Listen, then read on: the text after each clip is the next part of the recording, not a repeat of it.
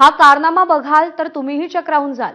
मध्य प्रदेशातले भाजप नेते महेश सोनी यांचा मुलगा विशाल सोनी याला छत्रपती संभाजीनगर जिल्ह्यातल्या फरदापूरमधून अटक केली आहे। विशाल सोनी याच्यावरती 1,40,00,000 रुपयांचं कर्ज होतं आणि हे कर्ज चुकवण्यासाठी त्यानं 5 सप्टेंबर रोजी आपल्या मृत्यूचा बनाव रचला आणि आपली गाडी कालीसिंधी नदीमध्ये ढकलून दिली। त्यानंतर तो फरार होता। महाराष्ट्रातल्या शिर्डी, शनी-शिंगणापूर या ठिकाणी देवदर्शन करत राहिला, तर तिकडे मध्य प्रदेश पोलीस कालीसिंध नदीत त्याचा मृतदेह शोधत राहिले। पोलिसांना कार सापडली, पण विशाल सोनी काही सापडला नाही।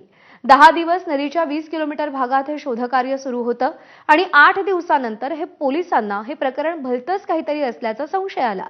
त्यांनी विशाल सोनीच्या फोनचे कॉल रेकॉर्ड तपासले, तेव्हा तो महाराष्ट्रात असल्याचं निष्पन्न झालं आणि स्थानिक पोलिसांच्या मदतीने त्याला अटक केली।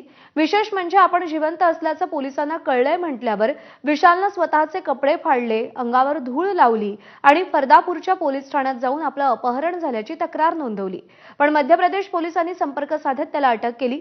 पोलिसांनी विशालची चौकशी करताच आपण कर्जबाजारी झाल्याने हे पाऊल उचलल्याचं सांगितलं। 6 ट्रक आणि 2 प्रवासी वाहतूक करणारी वाहनं विशालने खरेदी केली होती, पण त्याचे हप्ते तो चुकवू शकत नव्हता।